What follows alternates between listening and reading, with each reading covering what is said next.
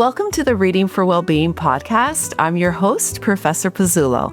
Today, I am thrilled to be talking with Anna Olson, celebrated Canadian chef and author who inspires home cooks everywhere with her practical and delicious recipes. She is the author of many best-selling cookbooks, including Anna Cooks, Anna Olson's Baking Wisdom, and Set for the Holidays with Anna Olson, to name just a few. I think I've counted 12 in total, and I've got all of them. You may also know Anna from the Food Network with shows such as Bake with Anna and her YouTube channel, Oh Yum with Anna Olson. Anna is widely known as Canada's baking sweetheart, and is also an accomplished savory chef. Welcome, Anna. Great to talk with you today. Well, thank you for having me on, Joanna. Before we start digging in, can you tell our listeners a little bit about how did you get started baking and cooking?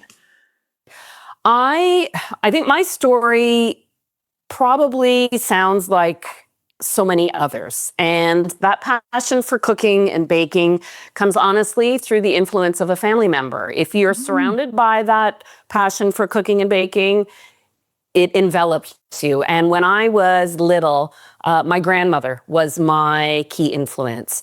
Baking was how she expressed herself. Cooking was the function of feeding the family, but every meal that she prepared that we shared as a family, she would always make dessert. And that special time in the afternoon, before dinner was when we would bake. And if you wanted to hang out with grandma, that meant you were in the kitchen. And that's how that expression of love and sharing and learning started. And typical grandma recipes, you mix it until it's right. You cook it until it's done.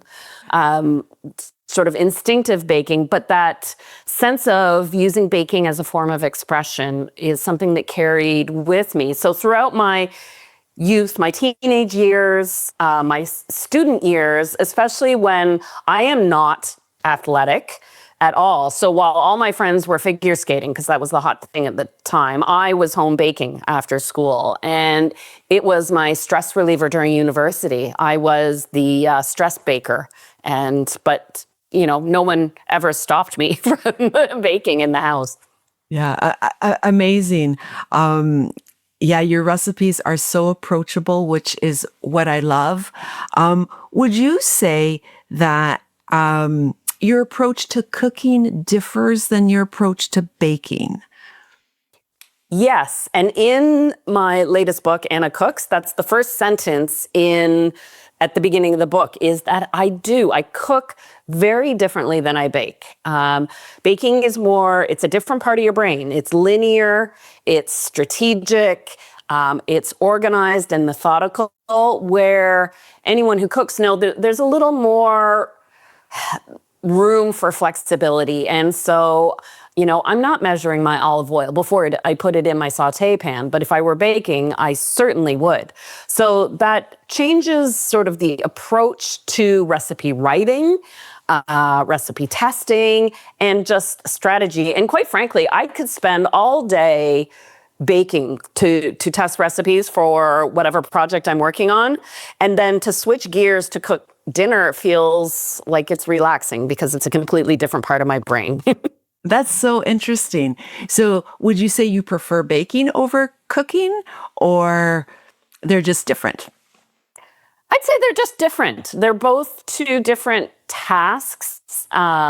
Anyone who has jumped into the sourdough bread making world understands that when you're baking it, and especially something like sourdough, because it's there and it takes days, that it just occupies a part of your brain, where cooking allows you to singularly focus on it and then enjoy it, and it's done, and you move on.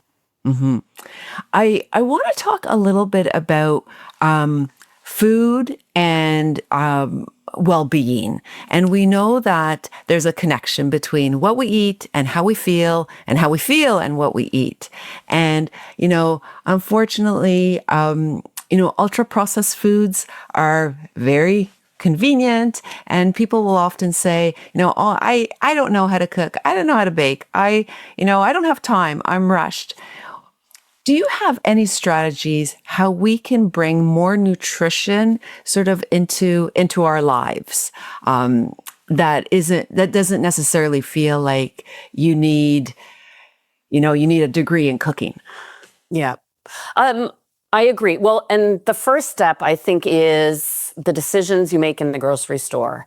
And it is, believe me, I'm busy too. And it is easy to say, well, I could save time and just pick up something pre-prepared. But if you're standing in the grocery store and you are looking at fresh produce and uncooked proteins, just to make that choice to commit to cooking is the first stop. And you know what?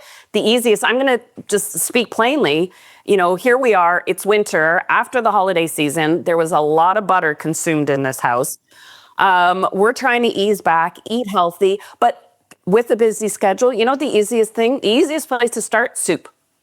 Because every culture has cornerstone soup recipes that are fulfilling, nutritious, and they don't have to take a lot of effort. And also importantly, they don't cost a lot of money. Right now, we just enjoyed for the past 4 days for our lunches, soup au pistou stew, which is like the French version of minestrone. And let's be honest, here in Canada, in the middle of winter, produce costs are high. So a minestrone soup uses onion, celery, carrots, the cornerstone of a lot of Western world cooking soup recipes, your mirepoix. And it was a tin of cannellini beans, some chopped up cabbage, a tin of diced tomatoes. And I have no opposition to using tin tomatoes. Everybody thinks a chef, we only cook for things from scratch. Well, those tomatoes were picked peak season, processed, and put in a can quickly, and they're better than any sort of imported tomato you could buy right now. So that combination, a little prepared pesto, like that's something where you decide, okay, I'm going to buy store-bought pesto because I am not making pesto from scratch. But that now adds flavor and richness to a simple soup. And then you add a little pasta, that could be a whole wheat pasta. So between the beans and the pasta, that creates a complete protein. You've got added vegetables. It's wholesome. It fills you up the whole day. It's warming. And soup is the answer. Okay, soup is the answer. I love it. I actually, myself, when I'm trying to eat healthy, I too gravitate towards soups because I think you can get a lot of vegetables in soup that you may not enjoy necessarily eating, a ton of celery sticks and carrots just raw. So I find soups are really a great way to get your nutrition that you don't necessarily have to spend a ton of time.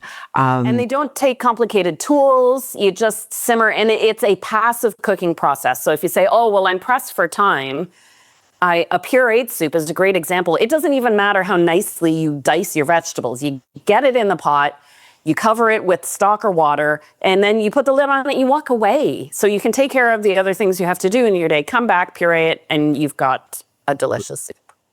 Do you have certain utensils that you would recommend, or certain, I don't want to say gadgets, but certain equipment that you would recommend for our listeners if they are wanting to sort of get into the cooking game a little bit and make more nutritious meals?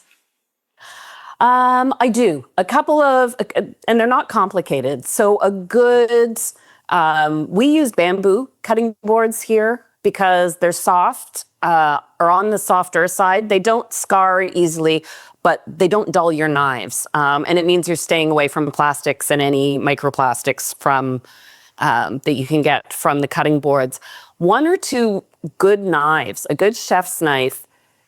If you've got a nice sharp knife, you're going to enjoy cutting your vegetables. There's nothing worse than trying to cut an onion with a dull knife, and you'll be crying because you're just shredding the onion, and you're also frustrated because it's not handling very well. So a good sharp chef's knife, a simple paring knife. So a paring knife is the tool you use for anything you cut in your hand. And those two are cheap and easy to sharpen. They're easy to replace. I use one with a small edge for things like hulling to strawberries, cutting tomatoes.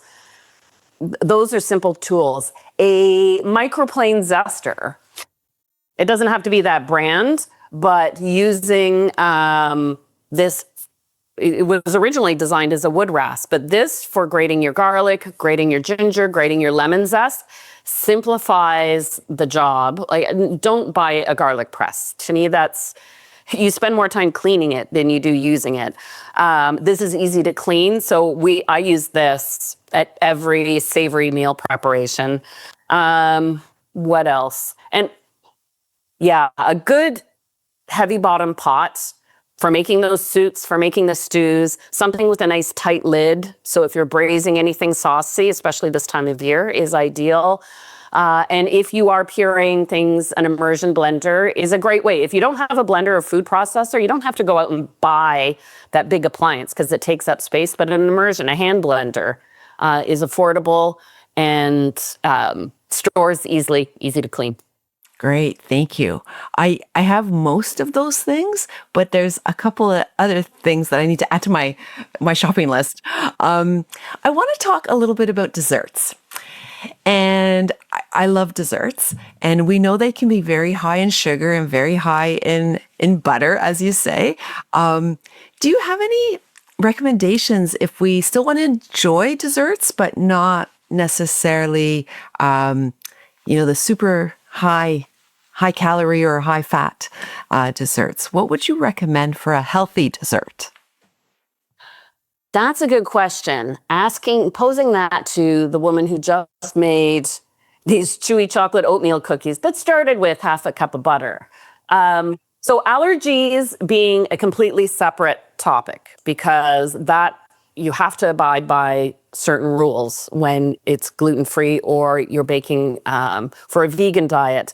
But if you're just trying to be healthy, you have to, I find you have to look for those recipes that are designed to be healthy, because you can't just pull sugar or pull fat out of an existing baking recipe, because its function does more than just, like sugar is a great example. It does more than just sweeten. It adds moisture. It adds structure. So if you cut the sugar in half, all of a sudden a cookie like this would fall apart and would not be palatable, and you won't enjoy it. So you have two options. Seek out those recipes that are designed to be healthy. And fortunately, there are millions and millions out there on the internet. I have a few. While I love my butter, I don't lean on it 100% of the time.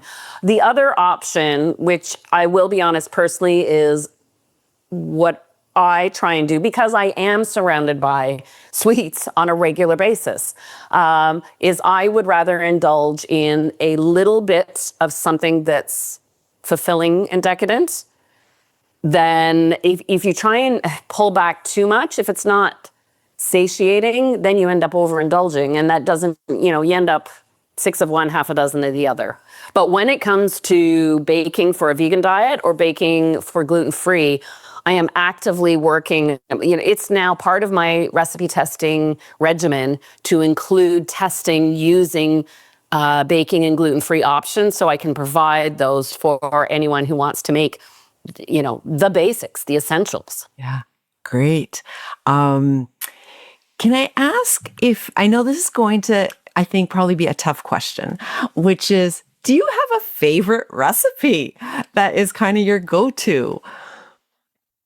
You know what? I wouldn't say no, because usually I'm always working on something new and I'm focused on it, and I have to be obsessed with it and I have to love it to be convinced that you will love it once I get it down on paper. And so right now I am working, my publisher specifically asked me for a cookie. First, he called it the I'm in a mood cookie, but we decided that's not marketing friendly. So we're calling it the Take Me Away cookie. And he wanted it to have a little crispness, but be chewy, have salted caramel flavor. So not be a chocolate chip cookie recipe. And so that's what I'm on version number 5. And I should say that because I also have version 3A, B, C, and D. So I do all these different variables when I test a recipe. So I'm really loving that recipe. But I will say, when it comes to a fallback recipe, if I want to, it's, any time of year, I want to make one recipe and to serve it as a dessert, it would be apple tart tatin. So this is an upside down apple tart. You caramelize sugar with butter. You drop in the apples into a saute pan. You put it in the oven. Then you put puff pastry on top of it, invert it. So it's an upside down apple tart. And it was, I don't just make it for this reason, but it was the dessert I made as my audition for my Food Network show, Sugar. Oh gosh, that would have been 2002.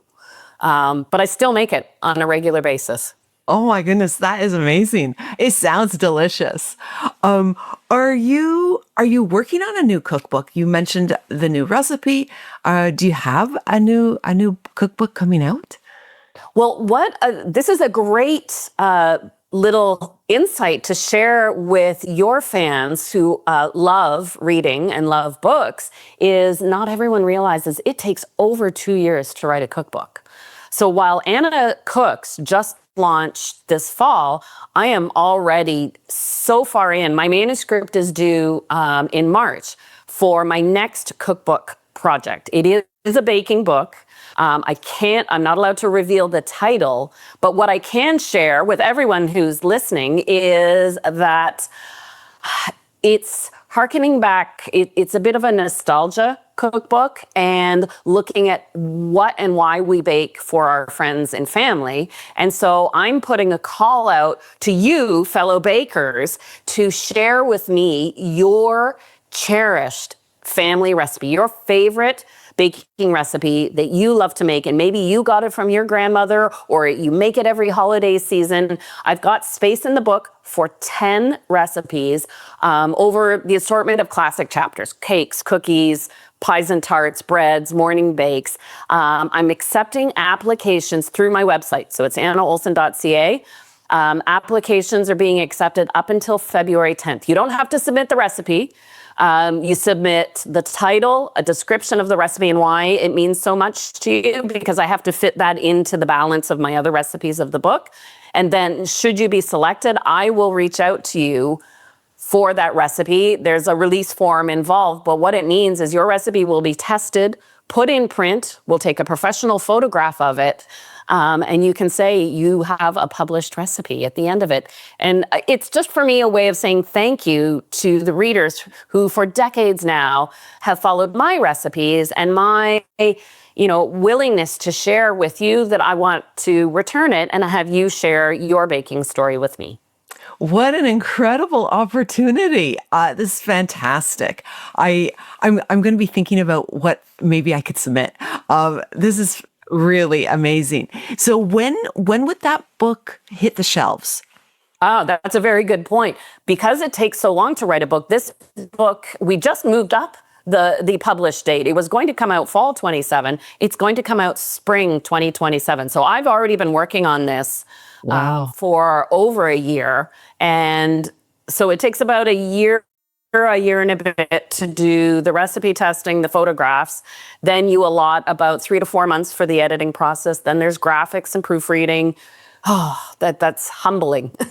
And then you go to print. And there's the book. So yes, if you're interested in submitting a recipe idea for this, you have to be patient. The book won't be out until spring 27, but I will send you a signed copy if you're one of the 10 chosen.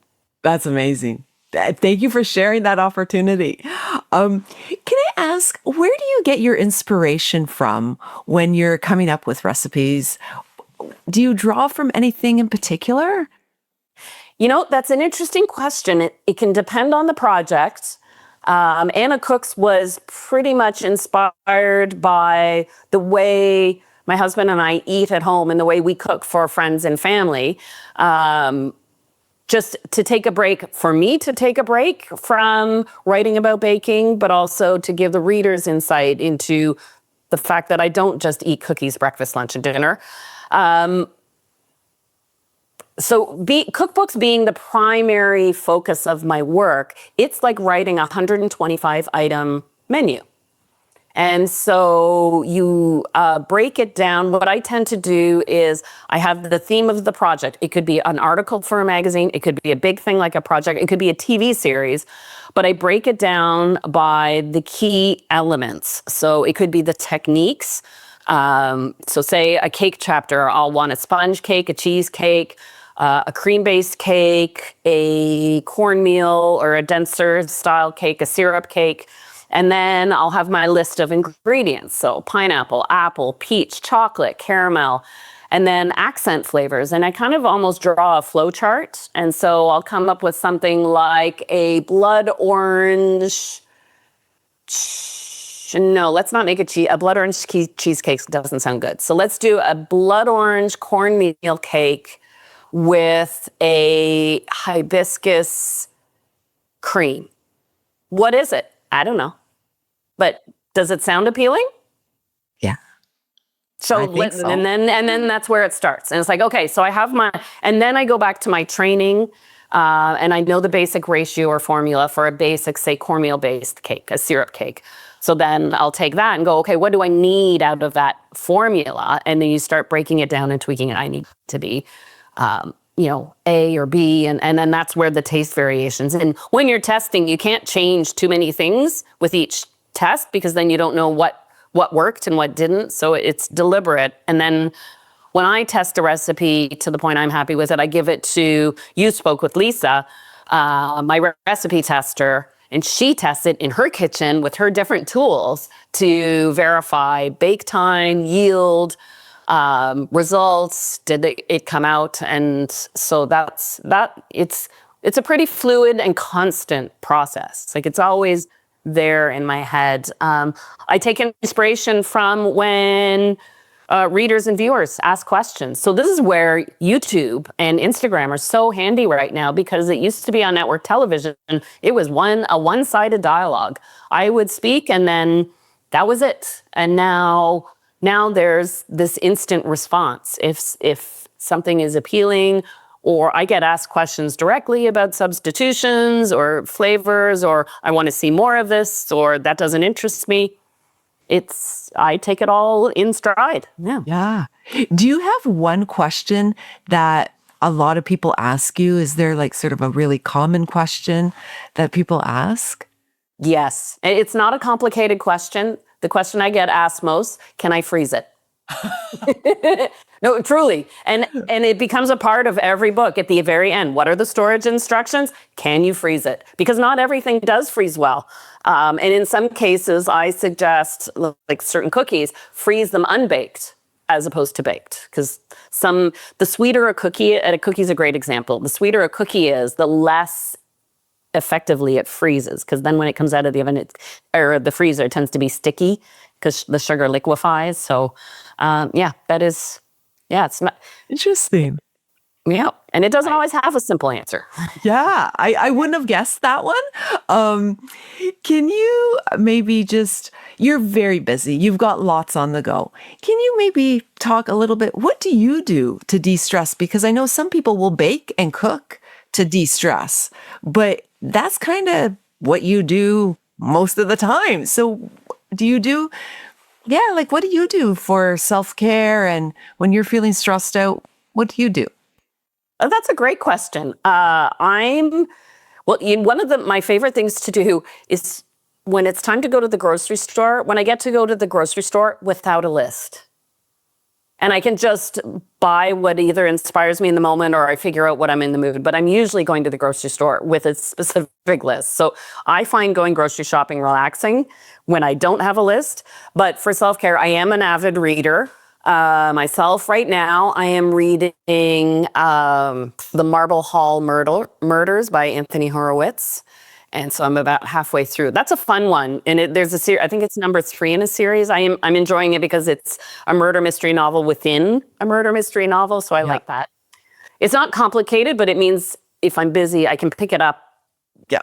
Through 1 or 2 chapters, put it down again. My other hobby is sewing. So I guess it's using my baking brain, but applied to a different medium. I love shopping for fabrics. And now that I have 2 little granddaughters, that is just a great excuse to sew little numbers. And sewing little dresses, aprons, it doesn't take a long time commitment, and then there's fulfillment. And I think that's what I like baking. You have something to show for it at the end. Amazing. And I'm sure the answer will be yes to this, but are you baking with your grandkids? Oh, yes, we have started. They got aprons and little chef hats for Christmas, but they have the oldest is 4, the youngest is just over 2, and they've got the toddler towers. And the minute they walk in the door, they just push those towers right up to the island, and we start mixing and stirring. And my grandma name is Nuna, so it's pretty sweet when Nuna orders sprinkles a kilo at a time. We go through a lot of sprinkles. Wow. My very favorite toy growing up was an Easy Bake Oven. So, I suspect, yes, your kitchen obviously is a little bit more advanced than an Easy Bake Oven, but I'm sure it's tons of fun. But you know what? It brings up a good point, Joanna. The joy of baking with kids, in addition to the sharing of traditions and inspiring appetite and getting kids to try new things, it reminds us as adults to be fascinated and to be curious. For the girls, everything is a learning opportunity. So sometimes, especially when it comes to baking, we can be too hard on ourselves. And if something doesn't come out perfect, we beat ourselves up, or, oh, I don't want to serve this. Where kids just take everything in stride, and it's a learning opportunity. And that fascination with baking, especially, you put together these random ingredients, it looks like a hot mess going into the oven, and it comes out cake. Are you kidding me? Like, broccoli is not nearly that interesting. But it reminds us as adults to be fascinated in the same way. Definitely. I'm just conscious of time, so maybe I'll just ask you, can you give us your final thoughts on how we can get the most out of our cooking and our baking while we try to maintain our well-being? I don't have an answer because it's a journey, and I think we've all figured out that there is no singular answer. Finding a balance for me at this point in my life is about eating as healthy as I can, sourcing local seasonal ingredients, appreciating that now is not the time to buy strawberries. But June, I'm going to celebrate strawberries and eat them every day of the week. Taking a little bit of quiet time for myself. I'm an ambivert, so I'm an extrovert because my job has asked that of me, but I'm an introvert by nature, so I need my quiet time to recharge, and making sure I give myself that, but also, finding fulfillment and satisfaction in the small things. And that can be something as simple as some nice veggies and dip, or, oh, you know what we're eating? We're eating some really good roasted hazelnuts. I'm going through a hazelnut phase right now. So that's replacing chips. You can't eat them in the same quantity, but it's replacing chips. I love hazelnuts, and I do kind of love chips too. But roasted hazelnut sounds good to me. Thank you so much. So amazing talking with you and getting your take on cooking and baking and eating for well-being. Check out Anna Olson's practical and delicious recipes through her cookbooks, such as Anna Cooks and Anna's Baking Wisdom, or her YouTube channel, Oh Yum with Anna Olson. Thank you so much. Such a pleasure. Oh, thank you so much. It's been a real joy. You have a very calming voice, so it's been a pleasure talking with you. Thank you. Thank you so much.